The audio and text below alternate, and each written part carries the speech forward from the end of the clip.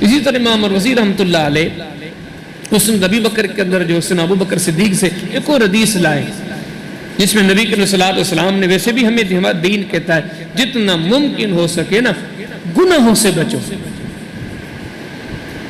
یقین جانے ہم کبھی سوال کرتے ہوں یا سوال کریں اپنے آپ سے یا سوچیں ہمیں ہلاک کرنے والی ہمارے سب سے بڑی ہلاکت تباہی بربادی کن چیزوں میں ہے؟ نہ سردی میں ہے، نہ گرمی میں ہے، نہ بھوک میں ہے، نہ پیاس میں ہے، نہ دنیا کی تنگی میں، کاروبار میں. یہ ساری چیزیں ہلکی ہیں نقصان کے اعتبار سے. ہمیں سب سے زیادہ نقصان پہنچانے والی چیز گناہ ہے.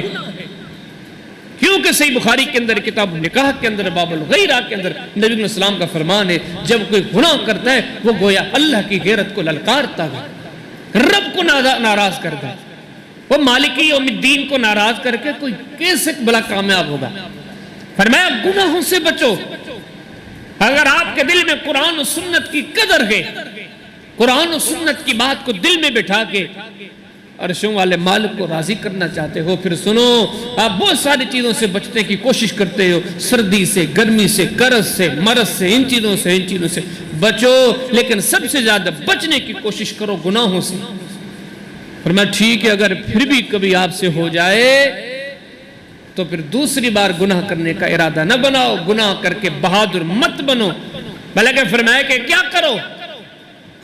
ما من عبد مسلم، اللہ کے پیارے حبیب علیہ السلام نے فرمایا کسی سے کوئی گناہ ہو جائے، ابھی ہمیں بتایا جا رہا ہے ہو جائے تو پھر کیا کرو؟ اول تو کرنا نہیں چاہیے، لیکن اگر کوئی گناہ ہو جائے تو پھر کیا کرنا چاہیے؟ آپ نے فرمایا کسی سے گناہ ہو جائے لیکن گناہ کرنے کے بعد اس بندے کو چاہیے کہ اچھے طریقے سے وضو کرے، اچھے طریقے سے 2 رکعت نماز پڑھے، نماز پڑھنے کے بعد اللہ پاک سے معافی مانگے.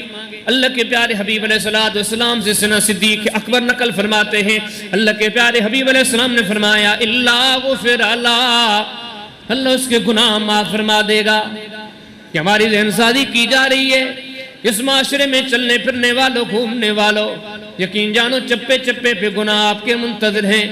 بلکہ آج تو میں اور آپ اس معاشرے میں جی رہے ہیں. وہ زمانہ ہوا کرتا تھا لوگ گناہوں کے پیچھے جایا کرتے تھے، چھپ چھپ کے گناہ کیا کرتے تھے، لیکن آج تو وہ زمانہ ہے کہ گناہ ہمارے دروں پر آ جاتا ہے. موبائل دیکھتے ہیں ارادہ نہیں پھر بھی گناہ والی چیز آ گئی. بازار میں چلتے ہوئے کوئی گناہ کا کام سننے کا ارادہ تو نہیں ہے، لیکن نہ چاہتے ہوئے بھی گناہ کی آوازیں کانوں پر پڑتی ہیں. اس معاشرے میں چلے جاؤ ہر چیز میں گیے لیکن گناہ بڑا سستا ہے. اچھے کام بڑے مشکل بنا دیے گئے ہیں، گناہوں کو آسان بنا دیا گیا ہے. میرے اور آپ کے محبوب محمد کریم علیہ السلام ہمیں بتا رہے مسلمانوں آپ یہاں رہنے کے لیے نہیں آئے، یہاں کوئی بھی رہنے کے لیے نہیں آیا. وَمَا جَعَلْنَا لِبَشَرٍ مِّن قَبْلِكَ الْخُلْدَ، آپ سے پہلے بھی کوئی ہمیشہ رہنے کے لیے نہیں آیا.